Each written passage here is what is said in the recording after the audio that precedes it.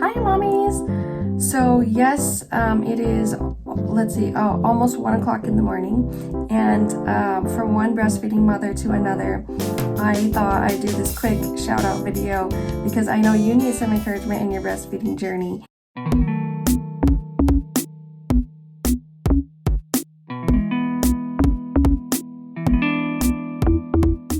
Yes, it's completely normal to have a baby that needs to feed all the time. Yes, my 16-month-old still needs nighttime feeds, and yes, it's still normal. And I want to talk to us about this phrase that I hear, and I know you've thought it and I've thought it, and I thought we'd give it a quick answer tonight.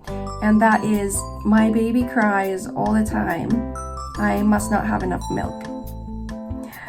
So we're gonna look at, particularly in the newborn baby, what is the answer to that question? So I have with us, and I just want to say a shout out to our friends at Snugglebell, who have made this great replica of the newborn stomach. This bead is actually representing the size of a newborn stomach.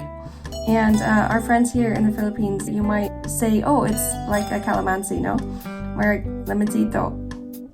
So this newborn tummy or stomach can actually hold 5 ml or 5 cc's of fluid. To give us some perspective, 5 ml or 5 cc's is like a small spoon, no?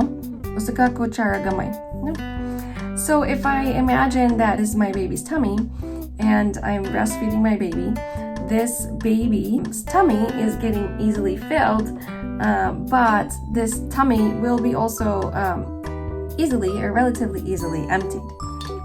And so if I think about the size of this newborn tummy, and I think about the amount of milk that I need to produce, 5 ml is doable, right, mommies? So that could be 5 ml from one breast or 5 ml from both breasts.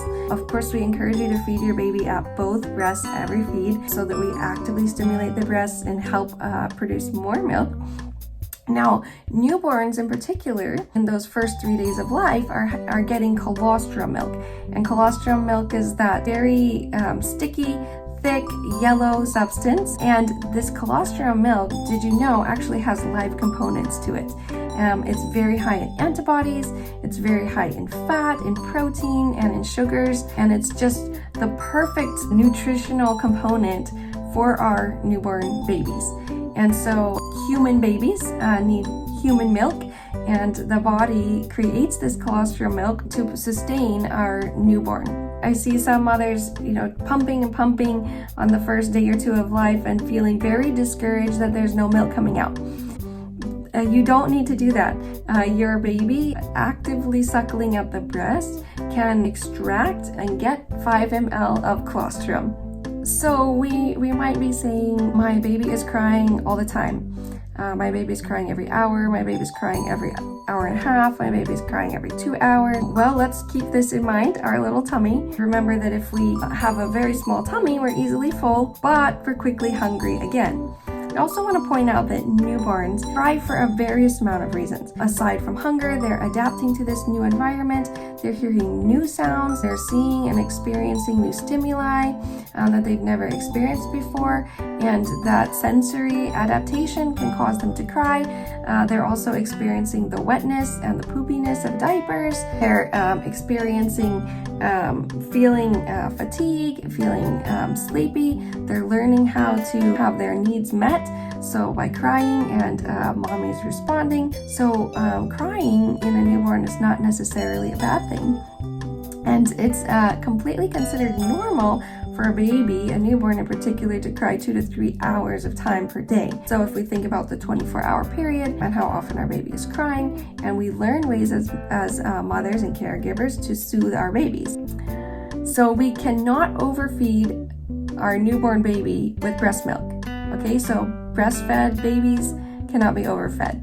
However, formula-fed babies, in particular these newborns, overfeeding them is quite a dangerous cycle. What tends to happen when we overfeed our formula babies, they swallow more air, they become very gassy. The more that they become gassy, the more they start to cry. Then our intervention is to feed them more, and then they get more gas, they get more fussy, swallow more air, and the cycle continues to perpetuate until we end up with a baby that may be deemed colicky baby, or a baby that is just completely full of gas and fussy all the time. A formula-fed baby who's overfed has a risk of regurgitation. So if the baby is overfed, this tummy is too full, the baby will vomit or spit up a lot of the milk. In that process, the baby could get some of that milk aspirated into its lungs, and our worst case scenario would be the development of pneumonia. Another reason why we advocate for breastfeeding in the newborn is really to reduce these risks. We're so grateful, know that we're in a country that supports breastfeeding and that supports the first 100 days of breastfeeding and gives appropriate maternity leave for those 100 days to help mothers in their breastfeeding journey. And I think that it's important to remember that as you become a mother and to a newborn, that you are learning how to breastfeed and that your baby is also learning how to breastfeed. So while babies are born with a suckling reflex, mothers and babies have to learn how to work together in their breastfeeding journey. And that's something that develops with each breastfeed. And so with each breastfeed, you're figuring out each other, and you're figuring out your breastfeeding rhythm, and you're learning how to breastfeed your baby and what your baby likes and how he or she likes to be held, and you're figuring out what's comfortable for you. And so this is a journey that is not something that is instantaneously, as soon as the baby is born, I know how to do it. We want to encourage you in your breastfeeding journey. And if you need support, please do reach out for support, and we can connect you with some amazing networks around you for breastfeeding support.